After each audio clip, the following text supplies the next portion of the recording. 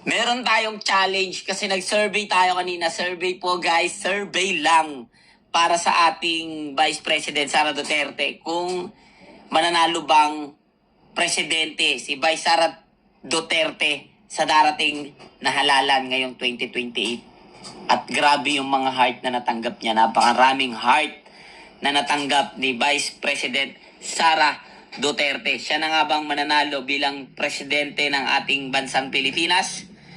O ang inyong mga ibobotong ibang kandidato?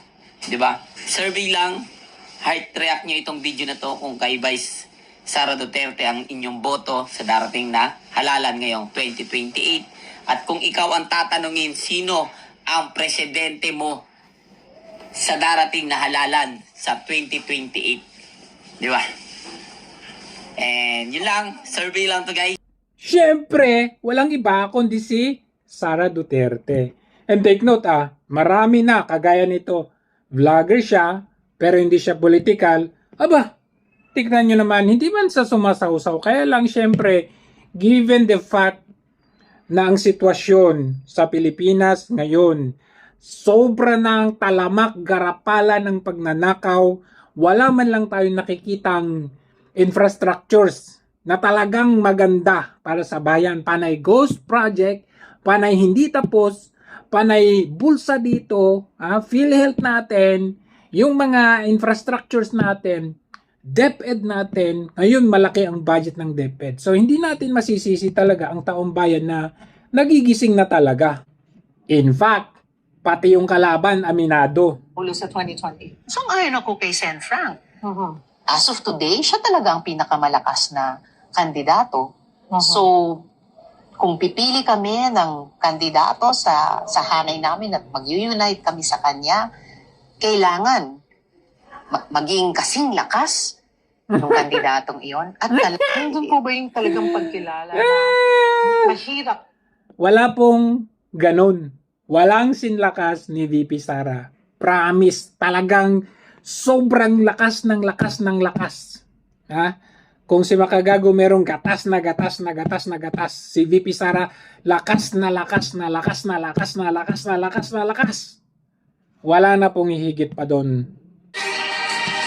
At syempre, ang pinag-uusapan natin ngayon para sa hindi pa nakakaalam, ito po ang issue ngayong araw ay ang pagpapahayag ni VP Sara na siya ay tatakbo bilang presidente ng Pilipinas. Mga kababayan, Assalamualaikum warahmatullahi wabarakatuh. Madayaw, ugmaayong adlaw kaninyong tanan. Magandang araw sa inyong lahat. Proverbs 19 verse 21 states, "Many are the plans in a person's heart, but it is the Lord's purpose that prevails." It took me 47 years to understand that my life was never meant to be only mine. Unlike others, I may not have been born to chase happiness. For a long time, I questioned the weight of responsibility to my family, to my country, and to everyone who called on me. Today, I have peacefully accepted that my life isn't like any other.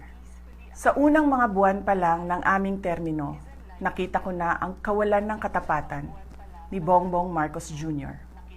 sa mga pangakong binitawan noong kampanya, pati na sa kanyang sinumpaang tungkulin para sa bayan. Dahil hindi ko kinayang maging bahagi ng 2025 national budget na tadtad ng katiwalian, pinili kong umalis sa gabinete.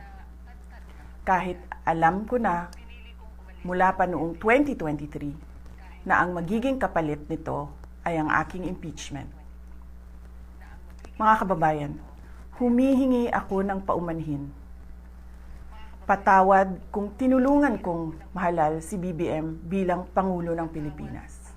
Patawad kung hanggang ngayon ay marami pa ring Pilipino ang nalulunod sa baha ng dahil sa malawakang korupsyon.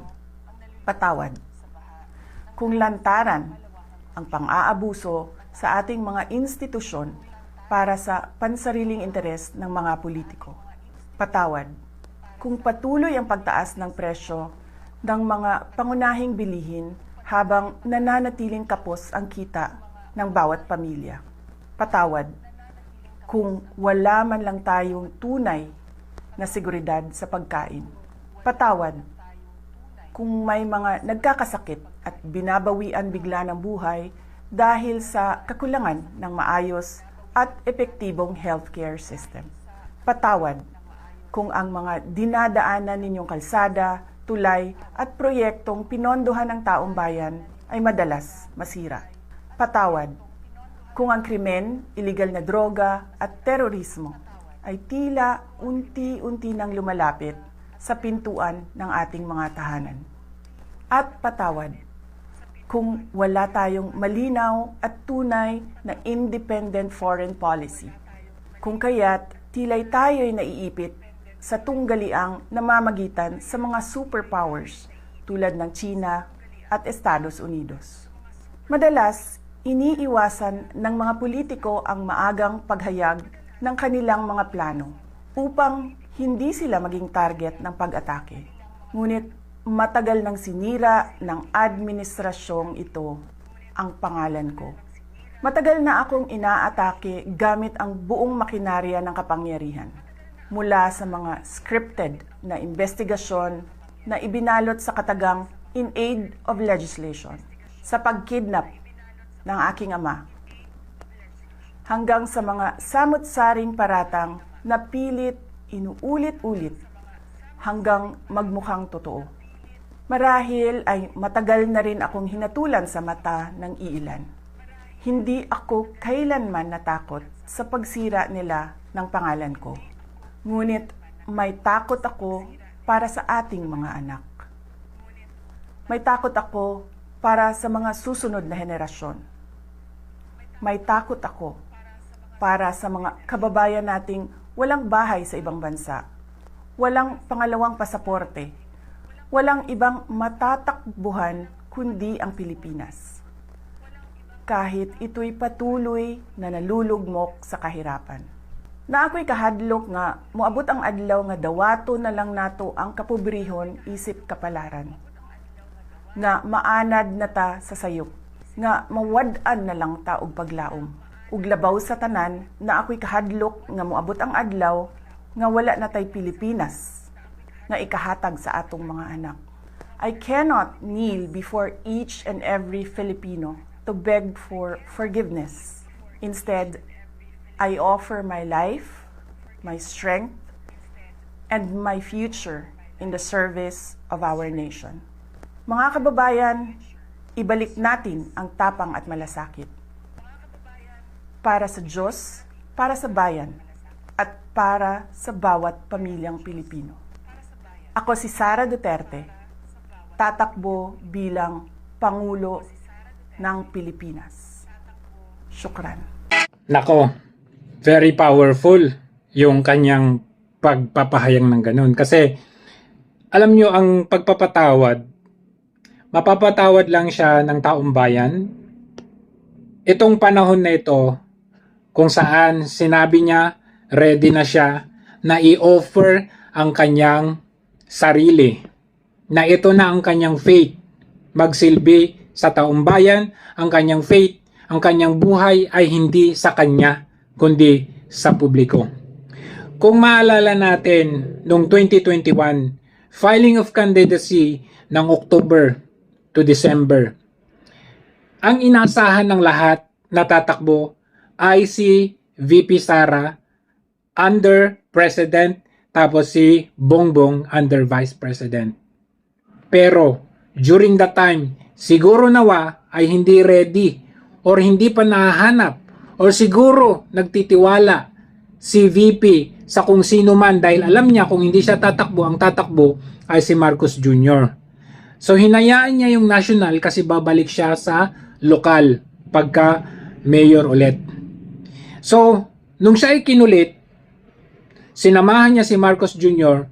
para siya ang maging vice presidente as offer lang na as a guide lang. Pero it turned out na ang vote turnout ay siya ang nagpanalo kay Marcos Jr. dahil kung titignan natin ng datos, mas marami ang boto niya kaysa doon sa presidente mismo. Nakakahiya yun kung isipin man kasi mas marami yung boto mo as vice president kaysa doon sa presidente mismo. Doon pa lang makikita natin. Sabi ko nga, kung babalikan natin yung mga vote threshold nung bawat isa sa kanila, like si Bongbong Marcos nung 2016, ang vote niya is 14,200,000 something. At least 200,000 lang ang difference nila ni Leni Robredo. So, nung tumakbo siya, nung 2022, under the support of Vice President Sara Duterte, nadagdagan yung 14 million. Remember, yung 14 million na boto niya nung siya ay Vice Presidente candidate because of the Duterte. Kung hindi man halo-halo yun, hindi po yun masasabi na talagang yun ang bilang ng mga loyalista. Hindi po ganun ang bilang ng loyalista. Dahil si Marcos Jr. kapit tuko sa kahit sino, kaya naipon niya yung mga sumusuporta or yung support sa kanya. Pero yung baseline ng support or boto, hindi po talaga yun sa kanya. Whereas, ang mga Duterte, eto talaga, regardless, kay loyalista ka man, kay Dilawan ka man, kay saan, Luzon, Visayas, Mindanao ka man, eto talaga ang bilang ng mga Duterte.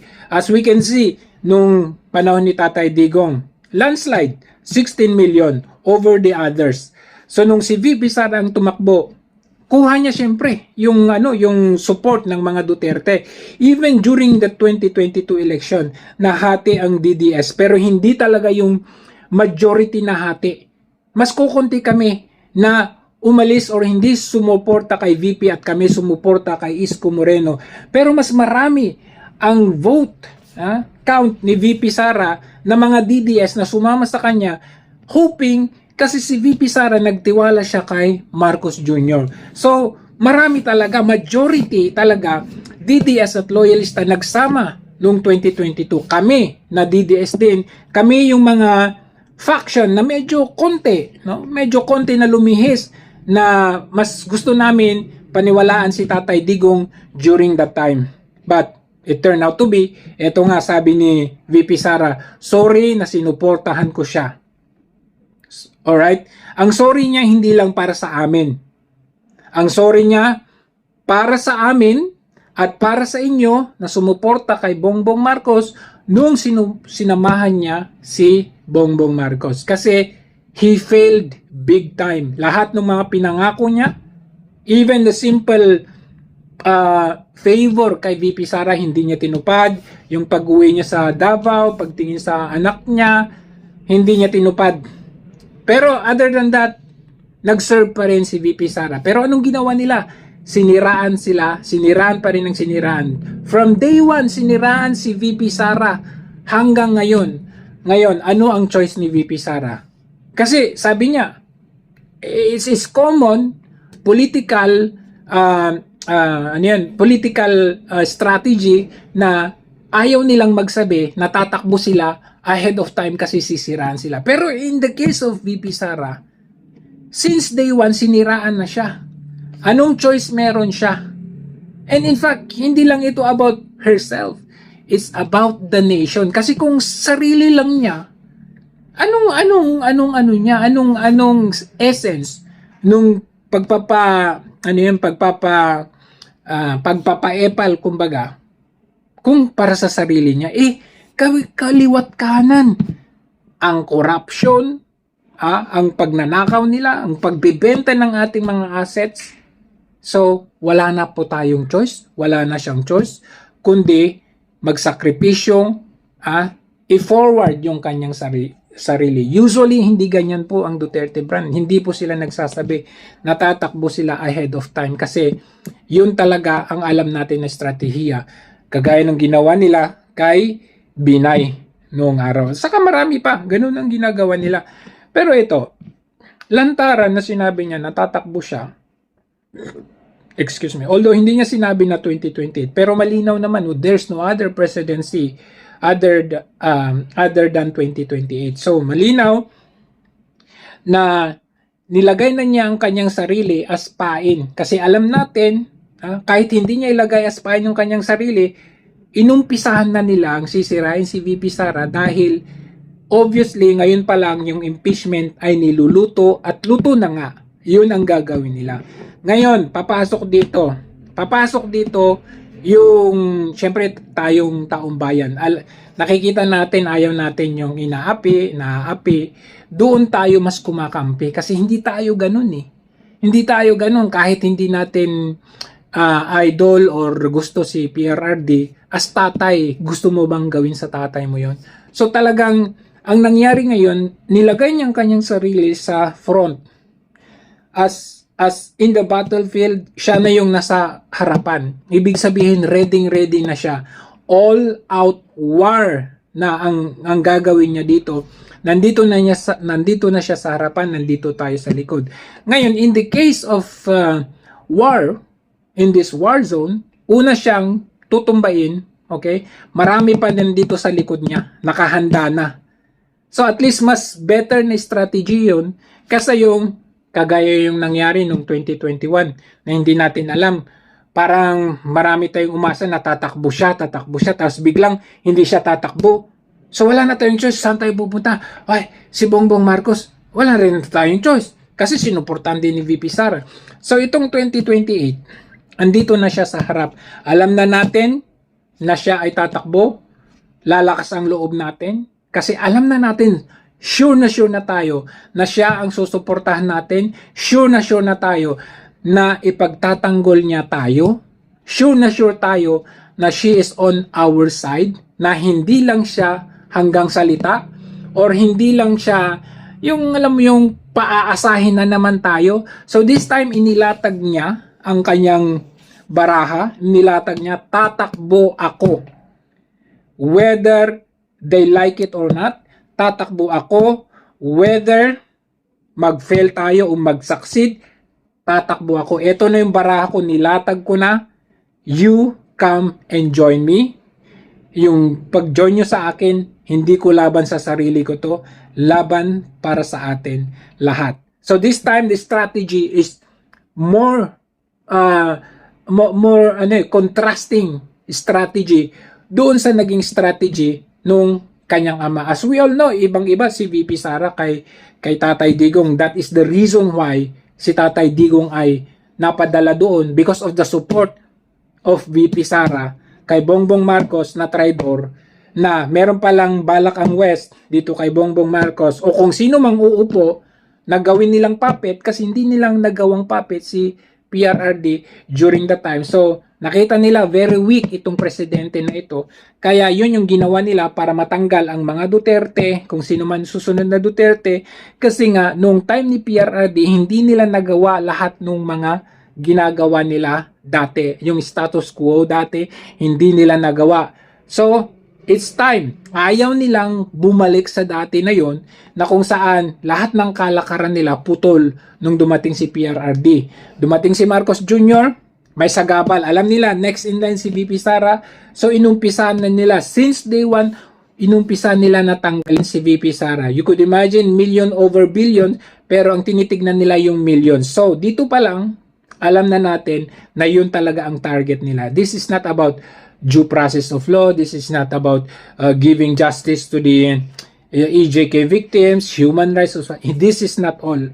This is all about the bringing out of the Duterte. So ngayon, the advantage of this is inilatag ni VP yung kanyang baraha, tayo na lang ang baback up sa kanya. Kasi in case, in case guys, in case.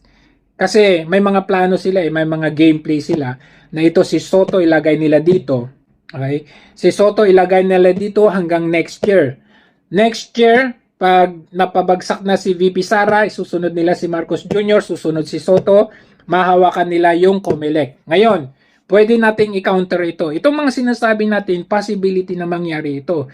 Hindi natin sinasabi ito para mawalan kayo alam yun, bababa yung moral. Hindi po. Sinasabi natin ito para paghandaan natin at i-counter natin. Pwede nating i-counter ito.